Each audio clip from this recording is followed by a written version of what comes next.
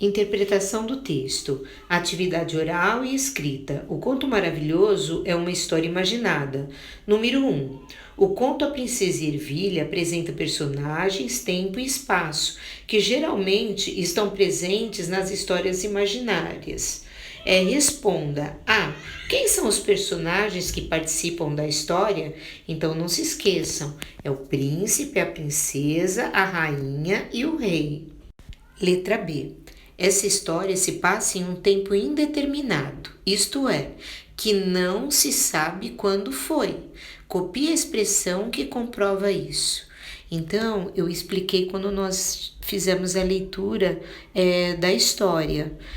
Quando a gente lê era uma vez, a gente comprova o tempo indeterminado. Letra C. Copie do texto outras palavras ou expressões que indiquem tempo. Então, expressões no texto que indicam tempo, nós temos uma noite, de manhã e a palavra então. Espaço é o lugar onde a história se passa. Onde essa história se passa? Essa história se passa no castelo do príncipe. Podem escrever também que é no palácio do príncipe. 2. Releia o trecho a seguir, pinte de amarelo a fala ou o pensamento do personagem e circule de azul a fala de quem conta a história, o narrador. Então não se esqueçam, essa atividade vocês vão fazer sozinhos.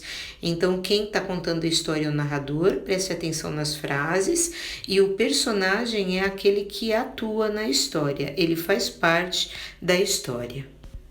Leia as frases e numere na ordem em que os fatos ocorreram. Então, leiam a história novamente, prestem atenção na sequência da história, para vocês poderem numerar corretamente. Número 4. Por que o príncipe não encontrava uma noiva? Então vocês ouviram a história. Ele encontrava muitas moças pelo caminho, por onde ele passava, mas ele nunca acreditava que aquela moça pudesse ter os modos que ele gostaria que uma princesa verdadeira tivesse. 5. Por que a rainha colocou um grão de ervilha na cama da moça? Então a rainha colocou para ver se ela era uma princesa de verdade, porque se ela fosse, ela ia ser tão sensível que ia sentir aquela ervilha, o toque da ervilha prejudicando ela, machucando a pele, como aconteceu. Então descobriram que realmente ela era uma princesa. Na número 6, vocês vão ligar a frase a cada personagem. Qual é a frase que eles disseram? Atividade 7, vocês vão completar com o que se pede.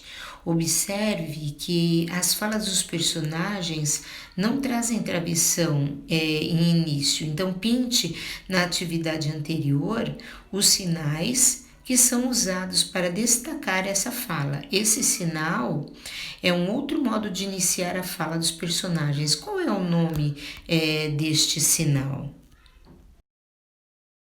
Na número 8, pergunta assim: vocês gostaram do conto? Então, para que tipo de leitor vocês indicariam a leitura deste conto? Então, vocês coloquem a resposta de vocês, é uma resposta pessoal, e aí a gente volta na segunda-feira para fazer a correção. Nessa atividade, vocês vão ligar as expressões de acordo com as partes do texto, se elas estão no início, se elas estão no final, que parte do texto que elas se relacionam.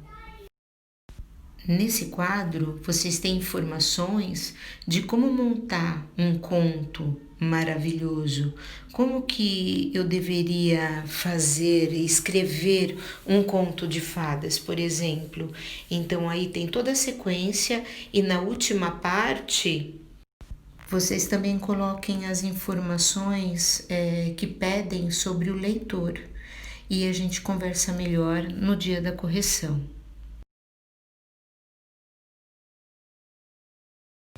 Façam as atividades com bastante capricho, com atenção, e na segunda-feira a gente volta para corrigi-las.